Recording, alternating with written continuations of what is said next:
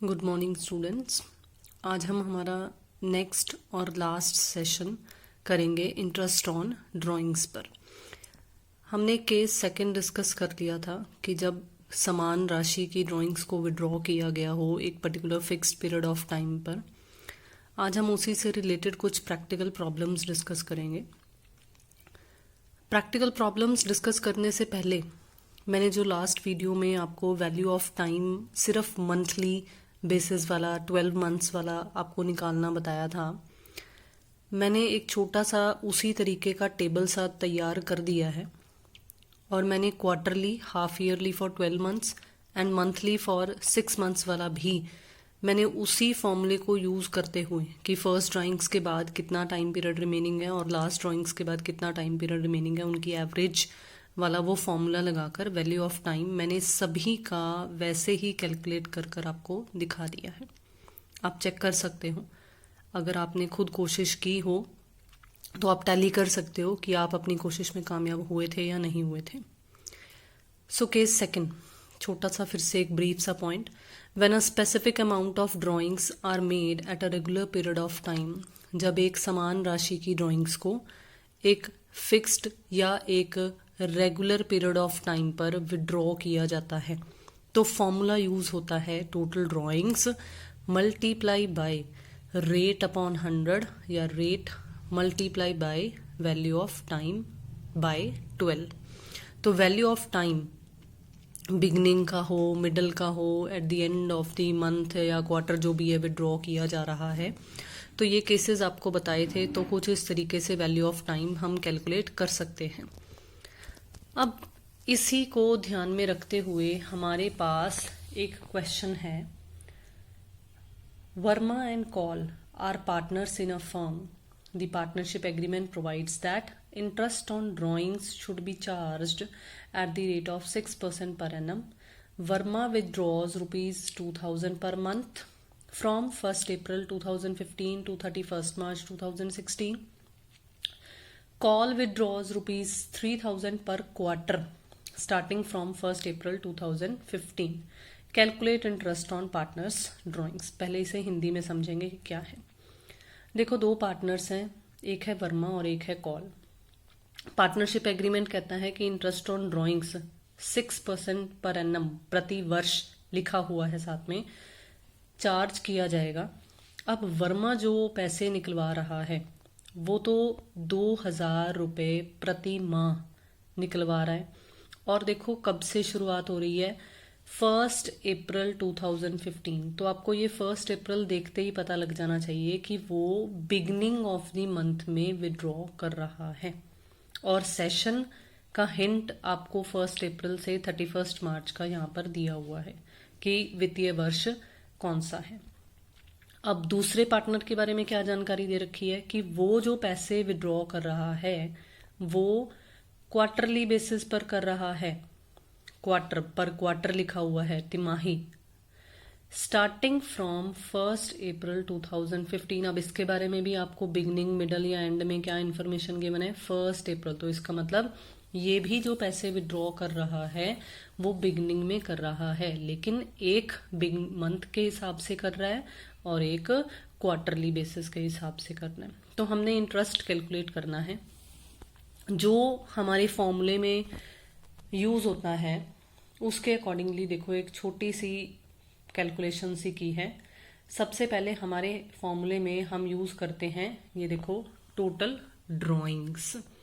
तो हम total drawings निकालेंगे। टोटल ड्राइंग्स वर्मा की क्योंकि पर मंथ थी तो इसलिए हमने 12 से मल्टीप्लाई किया और 24,000 हमारी टोटल ड्राइंग्स आ गई। कॉल की पर क्वार्टर थी और एक साल में 4 क्वार्टर होते हैं, मतलब एक साल को 12 महीनों को अगर हम 4 हिस्से में बांटे तो ठीक है 4 बार बनता है, 3-3 महीनों के 4 हिस्से बन जाते हैं। तो इसलिए हम 4 से मल्टीप्लाई करेंगे और कॉल की जो ड्राइंग्स है वो 12,000 रुपये आ जाएंगी। अब रेट दोनों के लिए सेम है, 6% पर एनम।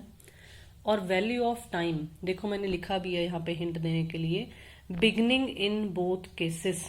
अब दोनों केसेस में अगर बिगनिंग है तो 6.5 तो वर्मा के लिए आएगा। क्यों? क्योंकि वर्मा का स्टार्टिंग ऑफ द मंथ था। और कॉल के लिए 7.5 आएगा क्योंकि कॉल के लिए ये स्टार्टिंग ऑफ द क्वार्टर था। तो अब देखेंगे कि नेक्स्ट क्या होगा। नेक्स्ट देखिए, देयरफॉर इंटरेस्ट, मैंने वही फॉर्मूला लिख दिया इंटरेस्ट का।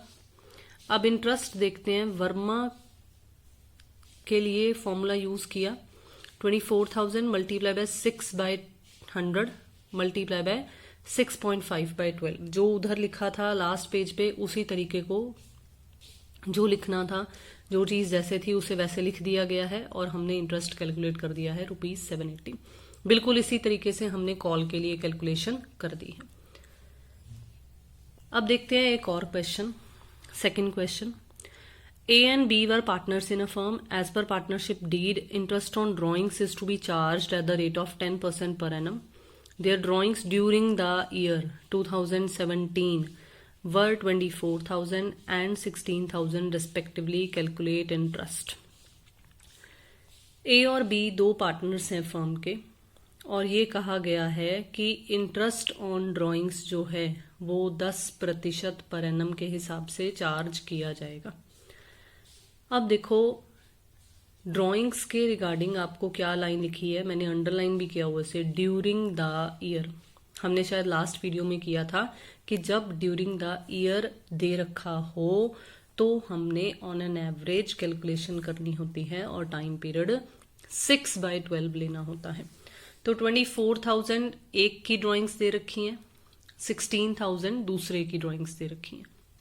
जब रिस्पेक्टिवली वर्ड साथ में लिखा हुआ हो तो पहली वाली पहले वाले पार्टनर की होती है और दूसरी वाली दूसरे की। बिल्कुल इसी तरीके से अगर तीसरा भी होता तो तीसरी वाली तीसरे पार्टनर की हो जाती। अब इंटरेस्ट कैलकुलेट करने के लिए देखो फॉर्मूला लिखा है, वही मैंने फिक्स लिखा है 6/12 टाइम।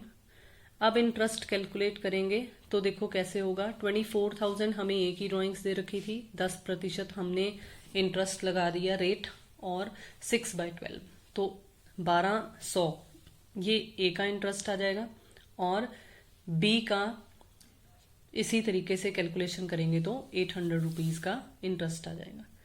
बहुत ही आसान टॉपिक है, सिर्फ आपको जो चीज याद रखने की जरूरत है वो वैल्यू ऑफ टाइम और टोटल ड्राइंग्स। कहीं गलती से जो दिया हुआ है बस उसे नहीं उठाना।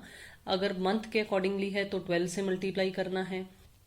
अगर हमें क्वार्टरली बेसिस पर दिया हुआ हो तो हमें उसे 4 से मल्टीप्लाई करना है।